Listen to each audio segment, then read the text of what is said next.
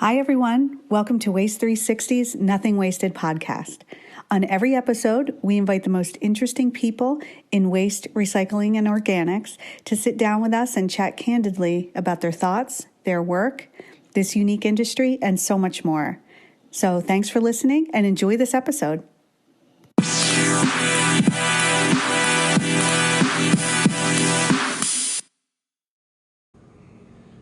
And our guest today is Worthing Jackman. Worthing has been President and Chief Executive Officer of Waste Connections since July 2019 and President of Waste Connections since July of 2018. Mr. Jackman joined Waste Connections in 2003 and served as its Executive Vice President and Chief Financial Officer from September 2004 to July 2018. From 1991 until April 2003, Mr. Jackman held various investment banking positions with Alex Brown & Sons, now Deutsche Bank Securities, Inc., including most recently as a managing director with the Global Industrial and Environmental Services Group. In that capacity, he provided capital markets and strategic advisory services to companies in a variety of sectors, including solid waste services. Mr. Jackman serves as a director of Quanta Services, Inc. He holds a BS degree in finance from Syracuse University and an MBA from the Harvard Business School. Thank you very much, Worthing, to be with us today. Okay, Daryl. Thank you, Ben. Can everybody hear us? Is your mic on? Yep, Worthing? it's on. All right. Well, Worthing, thanks so much for joining us. We've been trying to do this for 2 years, and something got in the way. But well, I warned you when you gave me the invite that attendance would be way down if you start advertising me with a WasteExpo. Right. Well, everybody's excited to see you. You know, you're a great grand personality in the industry, and thanks so much for coming. But before we get started, I got to ask you. You showed up in the waste business with a Harvard MBA. I was the token HBS guy. Yeah. Every company needs at least one. Yeah. Well, I think we had to cancel the Harvard grads reception and banquet this year, so because of COVID. You know, maybe the two of you can get together next year. So, well, very good. So, you know, I like to focus this interview a little bit on leadership, and you know, people really like to know who their leaders are. You know, for multiple reasons. They like to know how you got where you are, so they can duplicate it. They like to, they like to know more about you, and so they can predict your movements, and you know, all sorts of things like that. So you know, before we get down to business, maybe you can tell us a little bit about your personal life, what your hobbies are, what your sport is. I know what your sport is because we're in the waste industry. But you know, how do you spend your time when you're not working? Sure. Well, born and raised in New Orleans. Went to school, as you see, up east. That's where I met my wife, who's out in the audience. We met freshman year, but didn't date till after college, and been married now for 33 years almost, and 3 kids, 2 boys mid-20s, and a daughter who's a sophomore in college. Yeah. In your hometown in DC, she's at American. Yeah. You know, it's growing up in New Orleans, really a family of modest means and parents that focused on education. And the Jesuits were fortunate enough to offer us a discount in order to go to high school. And you know, my mom died right after I graduated from high school. And at that time, she had worked for Tulane University, and Tulane University actually honored her commitment to pay for college for me when I went to Syracuse as part of, as if she was still an employee of the school. So that gave me an opportunity to go up east and leave New Orleans, and just here we are today sitting on stage. Yeah, well, very good. You know, that reminds me a lot of you know, breaks I got growing up too, because I had a modest means. And you know, what are some of the people that have influenced your career? And you know, I can name like 3 people that were like, you know, had it not been for them, you know, I don't know where I'd be. I'd be doing something else, I guess. So you know, it's just funny how they, you know, you meet somebody and they direct your life. And do you have any personalities you'd like to mention that you know, it'd be hard to stop at 3. Yeah. I mean, so many people along the way, whether it be folks that gave me jobs in high school, folks that gave me opportunities during college to intern in the summer in the financial services business, because obviously that wasn't part of our family world. Folks professors that gave me opportunities, Right. business leaders that did, and actually it all just kind of leads up to, again, being where we are today with a chance meeting with Ron Mittelstadt Right. back shortly after he founded the company. Very good. And had the privilege of working with Ron to help take the company public on its IPO, and did a variety of things with the company after that. And Ron, I believe in 2001, called and said, "Hey, we want you to join us." And I said, "Passed." Yeah. And they called again, and I passed. The timing's not right. We just had our daughter, and didn't feel it was appropriate to leave at that point in time. And over the course of 15 months, he finally said, "You either got to come here now, we're going to move on." And I said, "I'll see you next week." Right. And so drove from Baltimore out to California. Very good. And started shortly thereafter. Yeah. All right. Well, we've certainly been through a lot in the past year, as everybody has, and it's kind of, you can't help but think about it as you look out here and see everybody sitting 6 feet apart. I guess it's 6 feet. It's been a really challenging year for everybody, and especially for leaders. I think when you had people depending on you. There were a lot of worries that we had at the beginning. But I'm kind of interested in what you learned about yourself personally. Because this was a real crisis. It was a worldwide crisis, and certainly a crisis in the industry. And did you learn anything about yourself and your ability to lead, and how you react in crises, and that kind of thing? I think what we affirmed is that if you let your values and your culture drive your actions and decisions, that things work out. I mean, our culture is one of servant leadership, which is always being one for others and serving all your employees. Mm-hmm. It's an inverted pyramid that puts the front line on top and puts overhead down at the very bottom. We have to prove ourselves to our employees and their families each and every day. And that approach in guiding our decisions, you look back, we put almost $40 million of employee and family wage and wellness and health support into the business last year. We thought it was important to just, tamp down on the anxieties that people would have, mm-hmm. and the chaos and uncertainties. And if we focused on employees would then be able to show up, serve the communities. And I looked at not only us, but I assume most other companies in this industry. We had over 99% attendance throughout COVID, which is remarkable if you look back and recall where we were 15 months ago. And I think that statement can be said about most players in the industry, mm-hmm. that the commitment our folks had to each other, to their customers and communities was outstanding. Right. Well, you mentioned servant leadership, and I know Waste Connections is very much into that leadership philosophy. There are other leadership philosophies. There's authentic leadership. There's like 7 or 8 grand leadership philosophies, and you guys have selected servant leadership. Mm-hmm. So I wanted to give you an opportunity to mention that, and if people haven't heard about that or had a chance to learn about that, let them know, and how Waste Connections decided on that particular route. Well, one of your earlier questions was what folks do you think about that helped you along the way? Mm-hmm. Servant leadership is common sense. What can you do each and every day to help your employees, both professionally and at home? Right. It's a focus on the mind and the heart, right?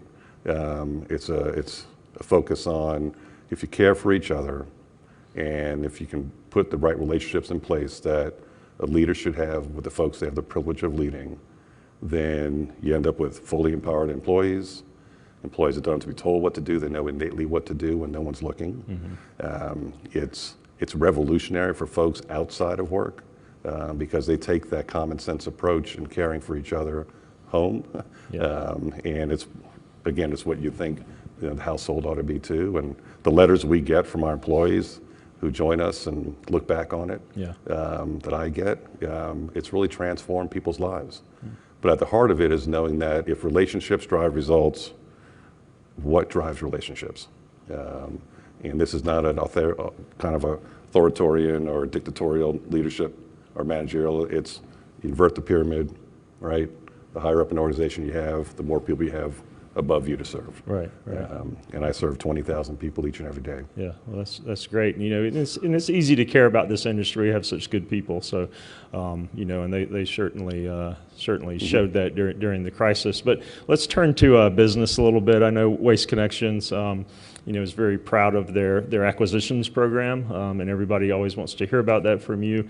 You have been quoted as saying that it's going to be, very active going forward, and wanted to see if you still think that, and kind of what your crystal ball says about that, what you can tell us. Yeah, I mean, I think it's easily one of the most active times in quite some time for M&A. You look at the macro backdrop, you still have practically zero cost of capital with low cost of debt.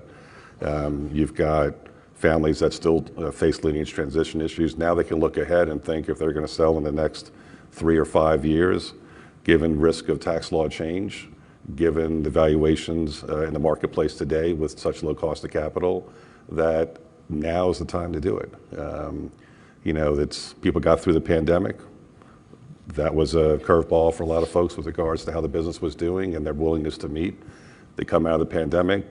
This industry, as we all know, is firing on all cylinders. It's probably the best time right now we've had in a long time in this industry, given everything that's working well. And owners are making the decision that now's the time.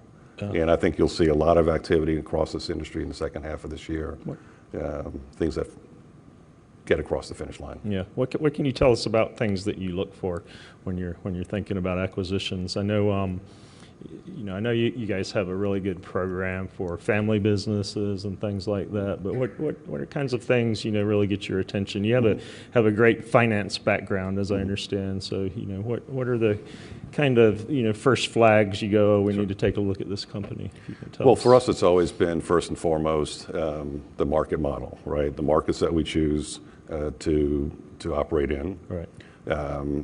Company's asset positioning, our market shares are critical for us as well. But brand name's critically important as well. We don't go into markets and put our name on the trucks. Yeah. We don't take family names off the business. We still operate a very local, decentralized business with a local brand name. And so it retains the family feeling, it retains the decision-making locally, community support locally. We don't think we should be able to run a business sitting in Houston better than someone sitting in the local marketplace. And so it's that recognition that if we do our job right, the customer doesn't know there's been a change of ownership. Yeah. Maybe there's some additional fleet that gets put in, some additional safety programs, et cetera, but it should be very seamless to the customer. Okay, well, very good. So, NWRA right now, this time of the political season, with the new administration coming into Washington, D.C., it's the kind of time where lobbying groups like ourselves are kind of taking the temperature of the new administration. We know what they said they're going to do. We got to kind of watch to see if that's actually what they're going to do. We got to watch and see who they're hiring. We got to evaluate a bunch of different factors and see where we should put our energy. We've noticed a few things that are certainly rising to the top that everybody knows about. EPR, for instance, but environmental justice is coming up quite a bit, the EPA seems to be very serious about it. The administration itself is serious about it. We don't know it's a very difficult area to regulate in. So things can go a lot of different directions with environmental justice. As a company, what are y'all thinking about relative to that yet, or has it got to the top discussion level yet? What are you happy about, and what are you worried about relative to environmental justice? Well, first off, this industry should align itself well with environmental justice. I mean, this is, again, a local business. We deal with local governments. We're partners with local governments in the communities in many instances. And oftentimes, as people know, we have host agreements that set up that relationship and the support for many local organizations. We're a highly regulated, compliance-oriented industry. So without a doubt, there may be some bad actors out there that the EPA needs to be mindful of. And I know last week the EPA and the DOJ were told to coordinate on potential criminal activities for folks that are really rogue actors across multiple industries. But again, with a community-oriented and regulated business that we have, environmental justice should not scare folks in this industry.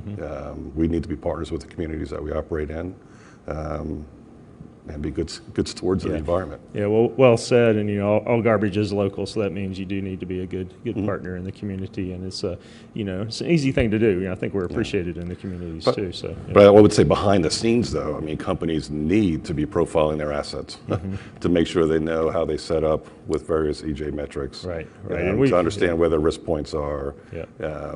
In this country, it's easy to sue somebody. Yeah. So we've got to keep a level head on this. Yeah, and we've set up a task force on that people are welcome to join. But there are several, EPA's working on tools to help people understand what's going on. But that will definitely be evolving. Is there anything else that emerging issues or rising concerns that you think we should be keeping our eyes on for? Look, I think that one of the biggest issues this industry has is just attracting labor to it. I think through the association, we should try to work together to find a way to help promote this industry, not for one particular employer or another, but just to attract people. This is a fantastic industry, high-paying jobs. Yep. Folks get to go home at night, gold-plated benefits, great assets, great people, great camaraderie, great relationships. But labor availability, getting people to want to come into this industry, because you look ahead, it's not going to get any easier. Yeah. And we're all short heads right now. We're probably down 4 to 5% on the head count. This industry can operate short on heads because we get supervisors chip in and other things, but it's it's hard to sustain that if it is going to get worse from here. Yeah. So I think we should do all we can to try to attract folks' interest. Yeah, and we're looking at various programs and things too. We're always trying to bring more women into the industry, and second chance type opportunities. We've got some sessions at the WasteExpo this year to talk about that. And labor is a big problem right now, and I agree, and it's affecting a lot of industries based on the amount of time we waited for dinner last night too. So, so hey, final question, and then we're going to open it up to the audience here to ask some questions. And I think we have some. Michael, are you ready to ask a question now? he got all wiggly there on me.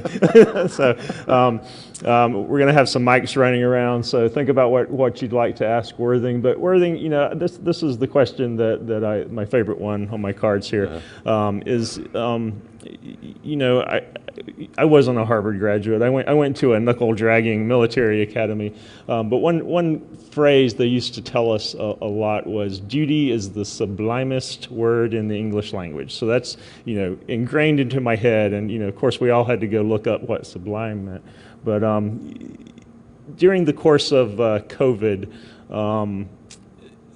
when it first started back in March, we had a lot of fears in our head.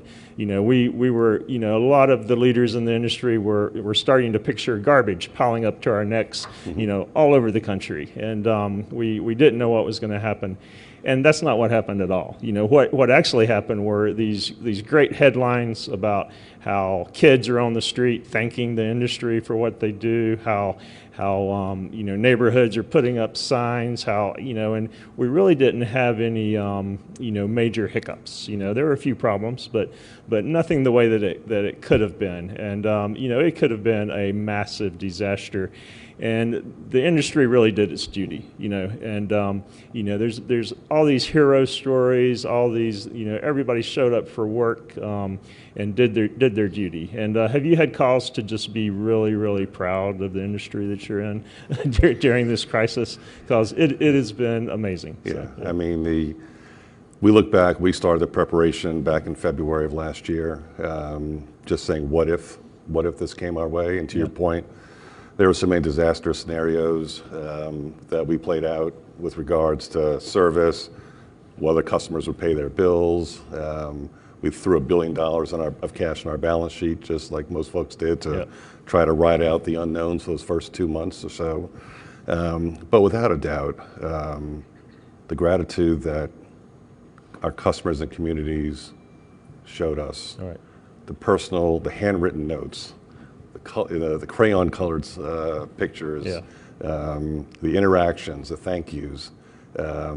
And then on the flip side, spouses that would reach out to me and talk about their fears as a family, Yeah. and acknowledging again what we were doing for their families and stuff, because it's just not the chaos and the fear that an employee might have, but for most of our employees, their spouse may have lost a job, their spouse's hours may have been cut, all of a sudden their kids at home. We all know the stories, but they're heroes throughout this industry, and it's about time we get that kind of recognition versus being in the unseen. Yeah, well, at some point, we'll be able to put this completely in the rearview mirror, and we hope that's sooner rather than later.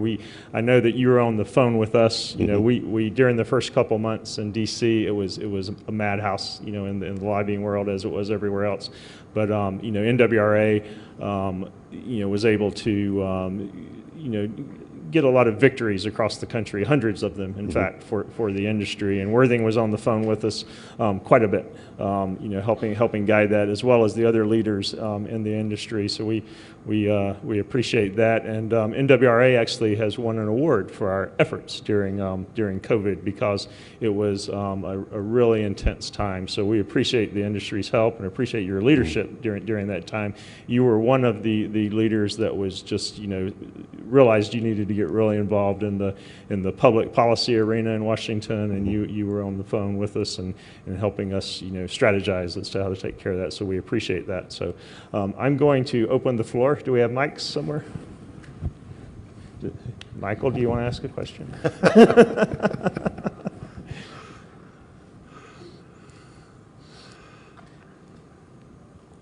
So, Worthing, you alluded to sort of the leadership roles that this industry has taken, talked about people first, servant leadership, but others that the industry has been in the forefront is, and not often talked about, are around sustainability, so managing landfill gas and managing it prudently. But the latest one is the fleet. And the flavor of the month is talking about battery electric broadly in an economy, but it's also an industry that's substantially moved the fleet towards alternatives to diesel. Can you talk about what Waste Connections is doing around this evolution to zero emissions on the fleet, and what that pathway looks like and what's driving that? Sure. Look, we've got obviously a large diesel fleet. In certain markets, we run pure CNG. With a mostly rural market structure, it's hard to run CNG in many of our markets, right? Given route distances. But where it's appropriate, we've got CNG infrastructure in place. We were early on in trying to do battery technology and working with Lion and Bovin to take delivery of fully electric, not just chassis, but body as well, so we can start demonstrating those units and putting them through their paces. We hopefully will receive up to 6 or 7 by the end of this year, so we can seed various markets. But I think we're more bullish on electric than CNG long term. But then again, CNG, availabilities today, it's hard to know what year we'll have enough units out there coming through the manufacturing lines to really make a dent on electric. Is it 5 years? Is it 7 years, 10 years, et cetera? But it's definitely where we're headed.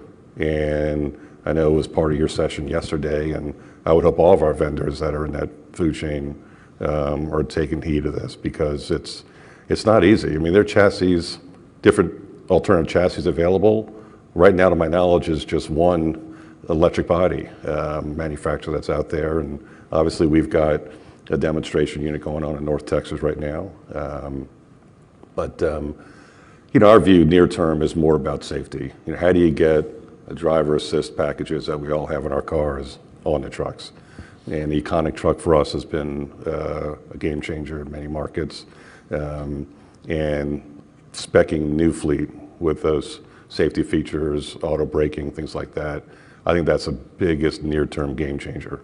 So I know it's not a power question like you had, but I think technology-wise and the benefits that they have for drivers and folks in the communities, the driver assist is critical. This young man right here is raising his hand.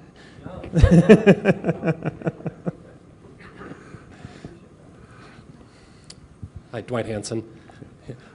Quick question. One of the things, I've been in the industry forever with Cummins and everything.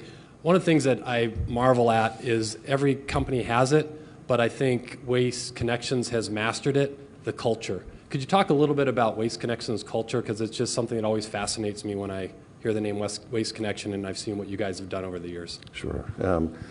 Look, our view always is that cultures are either accidental or they're purposeful. And 16 years ago, we decided to take a purposeful journey on servant leadership with the true belief that, look, once you get your markets in place, it's about human capital, and we're going to win on human capital. And put simply, how do you change a paradigm of high turnover and high frequency of incidents? Well, that's all about the head and the heart again. And so we rolled out servant leadership. Initially, we made it optional, but we told people if you elect into it, because remember, we're decentralized, if you elect into it, we're telling you these are the benefits you'll see in labor, in safety, and in financial performance.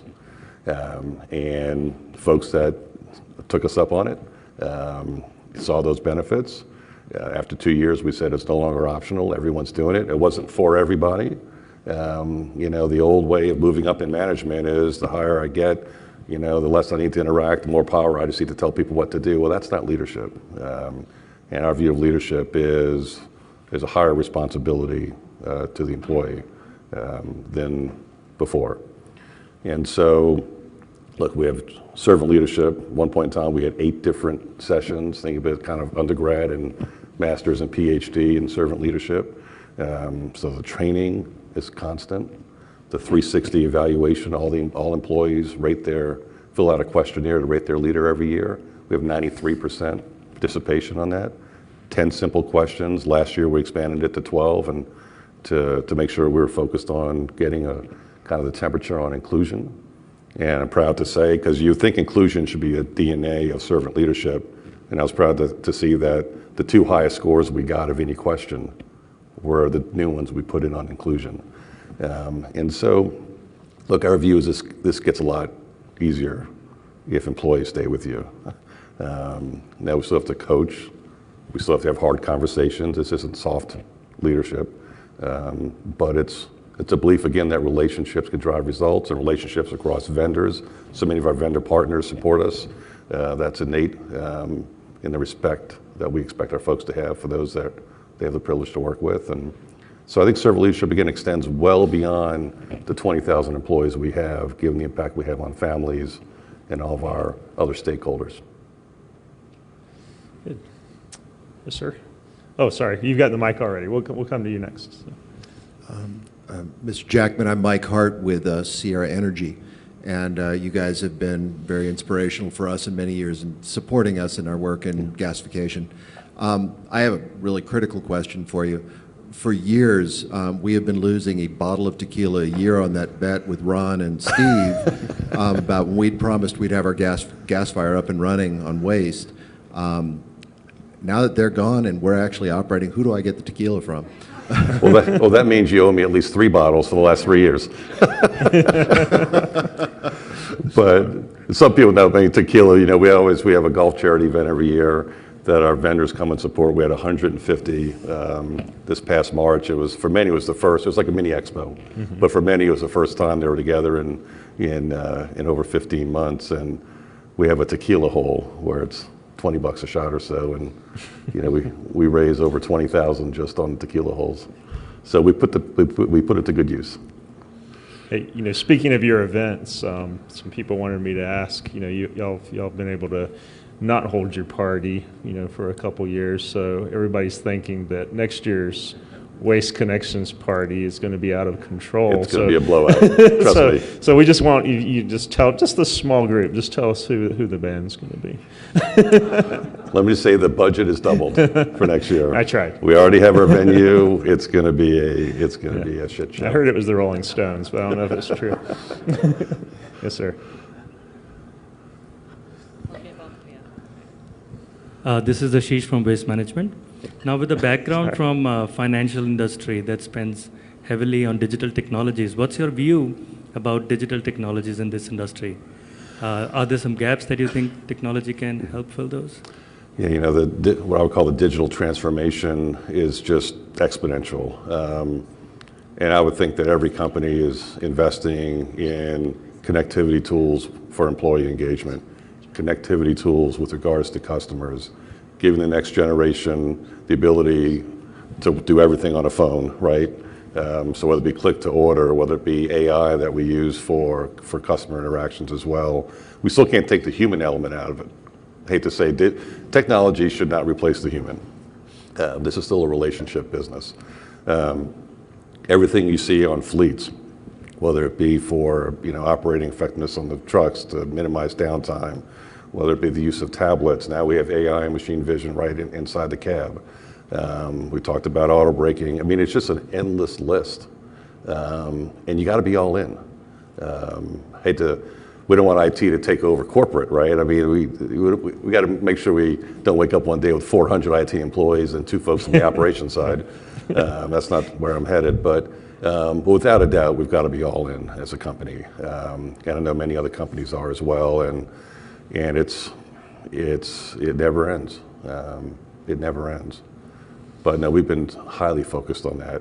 I mean, what we rolled out, we now have our own, internal Facebook and Instagram page that allows us to connect to all 20,000 employees, and it's fascinating to learn about what's going on every day throughout the company and acknowledging and recognizing employees, and it's I don't know where we'd be right now without it.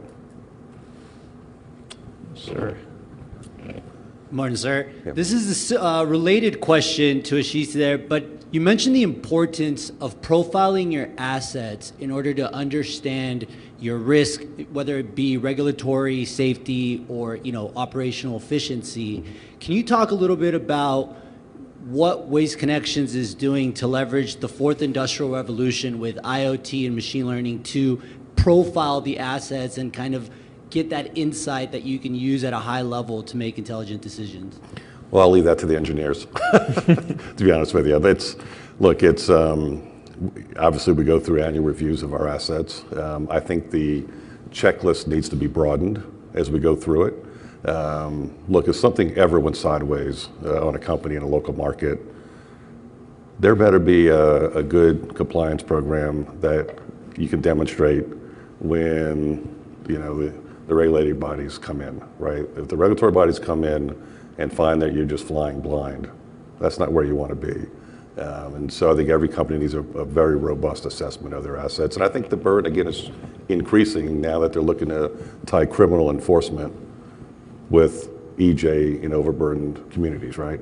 And so, like many companies that are global have, FCPA policies and programs, and they can show compliance. So if something goes sideways, they can get deferred prosecution, things like that. Companies better wake up and have the same rigor around their own assets and the impacts to the communities that they have.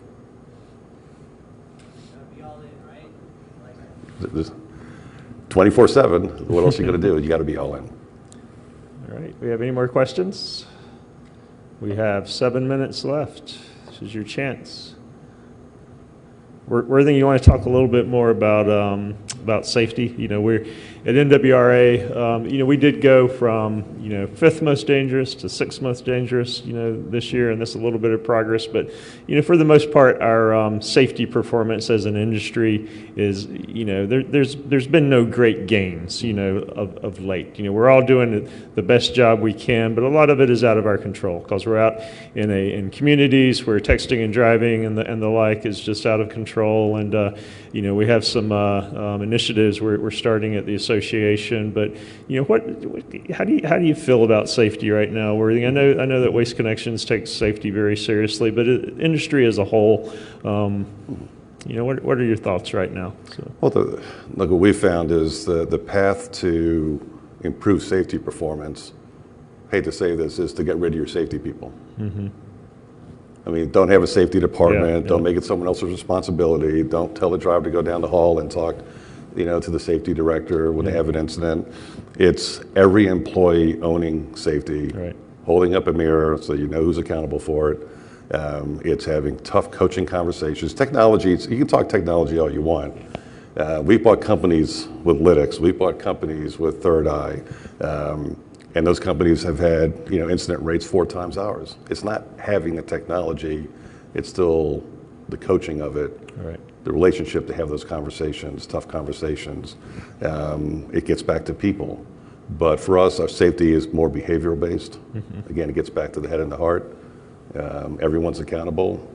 It's not advocated to a safety department. So I just think overall, if companies decide to own it, again, get rid of your safety people, retask them with something else, own it individually, this industry can make tremendous inroads to get off that list. Yeah, I hear you. When we, the best safety programs I've seen is when safety is just another process element. You treat a safety defect like any other defect in your part of your DNA. Yeah, and I hear you on that. So, anything else, guys? Here, one more.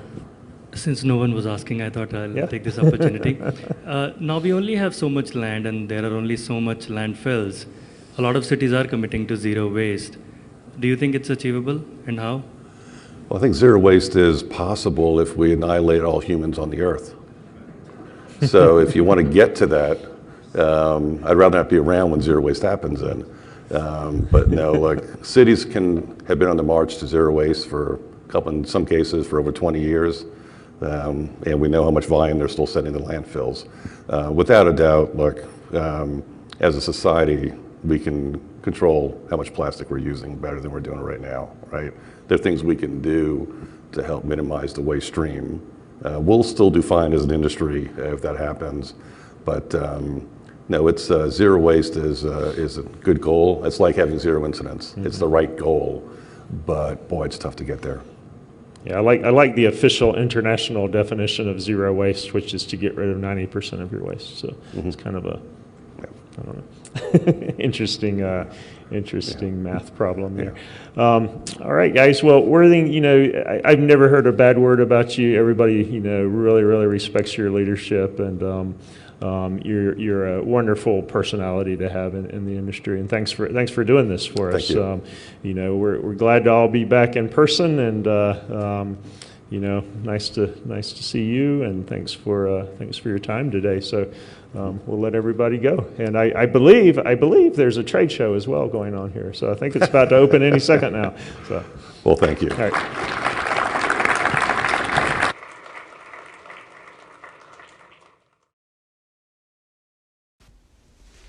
Thank you for listening. It would mean the world if you would take a moment to rate or review this podcast. And if you share it with us on one of our social networks, we are giving out some fun, nothing wasted podcast swag. So just tag us and see what you get. Thanks so much.